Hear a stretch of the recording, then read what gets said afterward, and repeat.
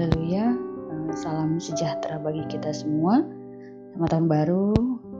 Kita bersyukur kepada Tuhan karena sudah menolong kita sehingga kita bisa melewati tahun 2022, saudara. Kita dapat berjumpa kembali dalam doa pagi GPDI Budi Mulia.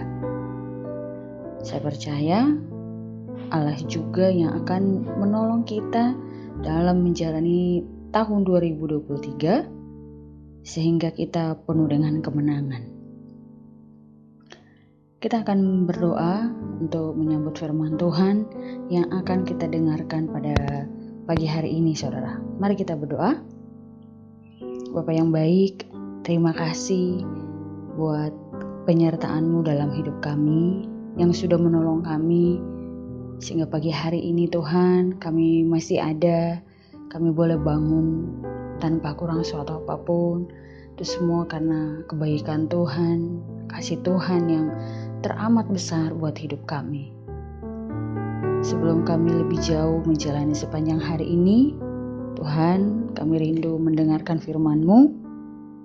Berbicaralah Engkau bagi setiap kami, sehingga firman-Mu Tuhan yang akan menjadi kekuatan kami dalam kami menjalani hari-hari kami dan juga sepanjang tahun ini ya Tuhan. Terima kasih Bapa, kami mengucap syukur kepada Tuhan. Kami siap untuk menyambut firman Tuhan pada saat pagi hari ini di dalam nama Tuhan Yesus Kristus. Haleluya. Amin. Puji Tuhan, firman Tuhan pagi ini dalam 1 Petrus pasal yang kedua, ayat yang kedua. Demikian firman Tuhan. Dan jadilah sama seperti bayi yang baru lahir, yang selalu ingin akan air susu yang murni dan yang rohani, supaya olehnya kamu bertumbuh dan beroleh keselamatan. Haleluya saudara. Ayat yang kedua ini berbicara tentang kerinduan terhadap firman Tuhan.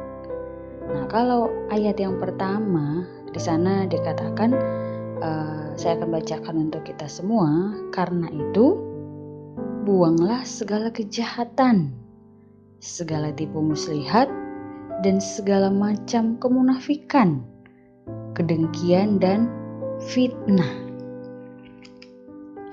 Nah, saudara yang dikasih oleh Tuhan, kedua hal ini berhubungan sangat erat. Karena orang yang tidak membuang dosa akan kehilangan kerinduannya terhadap firman Tuhan. Sedangkan orang yang tidak mencari firman Tuhan tidak akan bisa membuang dosa. Karena orang yang memelihara kebencian dan iri hati tidak akan mempunyai nafsu makan terhadap makanan surgawi atau firman Tuhan, saudara. Karena orang yang tidak mempunyai kasih di dalam dirinya tidak akan bisa menginginkan firman Tuhan yang adalah kasih. Karena air susu yang rohani artinya adalah firman Tuhan yang murni. Saudara, istilah bayi dan susu di sini berbeda artinya. Kalau kita baca dengan di dalam 1 Korintus 3 ayat 1 sampai 3 dan Ibrani 5 ayat yang ke-11 sampai 14. Karena dalam 1 Korintus 3 ayat 1 sampai 3 Paulus memarahi orang Korintus karena mereka seperti bayi dan belum bisa menerima makanan keras dan hanya bisa menerima susu.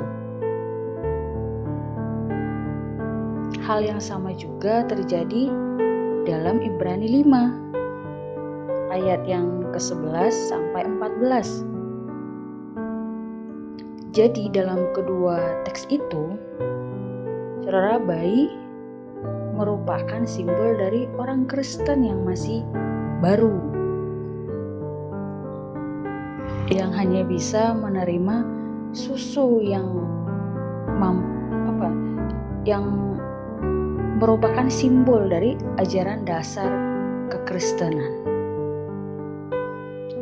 Tetapi dalam 1 Petrus 2 ayat yang kedua ini adalah merupakan nasihat dan anjuran kepada orang Kristen agar selalu haus dan rindu akan firman Tuhan, agar dapat bertumbuh dalam hidup baru dan hidup kudus, saudara. Jadi sangat berbeda ya, saudara, dengan ayat yang nats kita yang sudah kita baca pada saat pagi hari ini.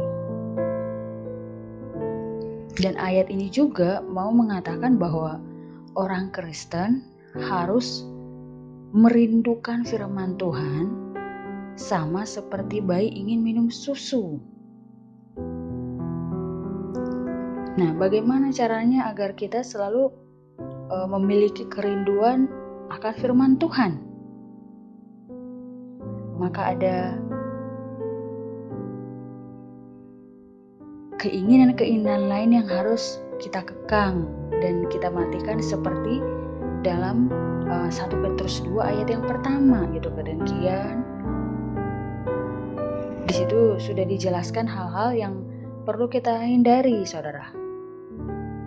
Nah, karena jika kita mengenyangkan diri kita dengan hal-hal duniawi dan dosa, maka kita tidak akan menginginkan firman Tuhan. Karena itu, penyangkalan diri akan hal ini perlu dilakukan, saudara, supaya kita mempunyai rasa lapar yang sehat terhadap firman Tuhan.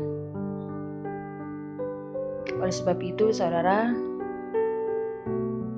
hendaklah kita menjadikan diri kita menjadi orang percaya yang selalu rindu untuk mempelajari firman Tuhan. Hendaklah kita membuat diri kita senantiasa rindu merenungkan firman Tuhan. Saudara, kalau kita baca dalam Mazmur 119 ayat 105, di sana firman Tuhan berkata, "Firman-Mu itu pelita bagi kakiku dan terang bagi jalanku." Kalau kita jadikan firman Tuhan menjadi pedoman atau tolak ukur kita, maka itu akan memantapkan langkah kita dalam menjalani tahun yang baru. Dan tidak ada yang perlu kita takutkan untuk melangkah di tahun yang baru ini, saudara. Dengan menjadikan firman Tuhan sebagai senjata rohani kita, maka kita akan memiliki kekuatan ekstra untuk menghadapi berbagai jenis rongrongan dunia yang menyesatkan. Dengan selalu berpegang teguh dengan firman Tuhan,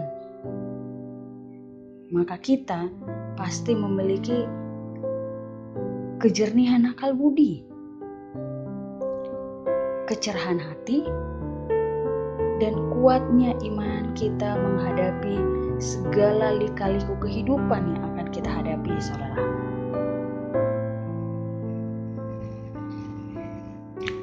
Yesaya 41 ayat yang ke-10. Di sana firman Tuhan berkata, "Janganlah takut, sebab aku menyertai engkau. Janganlah bimbang, sebab aku ini Allahmu. Aku akan meneguhkan, bahkan akan menolong engkau. Aku akan memegang engkau dengan tangan kananku yang membawa kemenangan." Amin, saudara. Jadi kalau kita tetap percaya kepada Tuhan, ada janji Tuhan yang menolong kita. Dia berjanji bahwa Dia bersama kita dalam menjalani tahun ini. Tuhan memberkati kita saudara. Selamat tahun baru buat kita semua. Semangat menjalani tahun ini. Jangan takut, ada Allah yang selalu bersama dengan kita. Dia berjanji menyertai kita dan memberikan kemenangan bagi kita yang selalu berharap penuh kepadanya. Tuhan memberkati kita semua. Mari kita berdoa saudara. Bapa, terima kasih.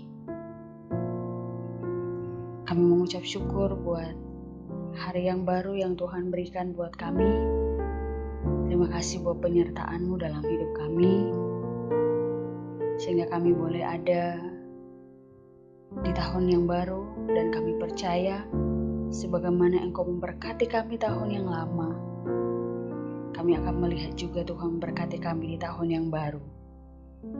Firman-Mu berkata bahwa Engkau tidak akan membiarkan kami, sehingga rasa takut yang mungkin ada di dalam hati kami, terbersit dalam pikiran kami, tapi kami percaya bahwa Allah yang akan menolong hidup kami, sehingga memampukan kami melewati setiap detik dari hidup kami.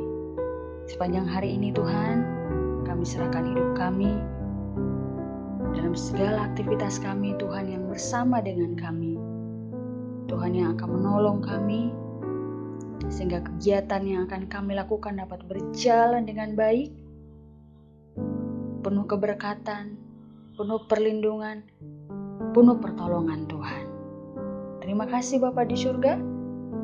Kami serahkan hidup kami, roh jiwa tubuh kami sepanjang hari ini.